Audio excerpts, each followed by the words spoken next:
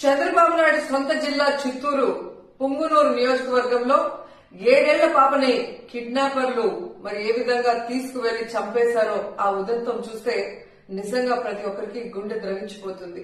ఆడపిల్లలున్న తల్లిదండ్రులకైతే పిల్లల్ని స్కూల్ కి పంపించాలంటేనే భయం వేస్తుంది.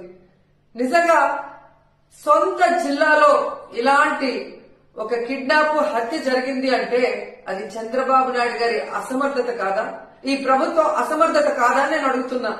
ఎందుకంటే లాస్ట్ సండే 29వ తేదీన ఆ పాప రాత్రి అదృశ్యమైంది. 4 రోజులు ఆ చుట్టుపక్కల ప్రాంతాల్లోనే ఉన్నా కూడా పోలీసులు పట్టించుకోలేకపోయారు. ఎందుకంటే వాళ్ళకి నిర్లక్ష్యం. తల్లిదండ్రులు కంప్లైంట్ ఇచ్చినా పోలీసులు పట్టించుకోకపోవటం వల్ల ఆ అమ్మాయి ఆ ఇంటికి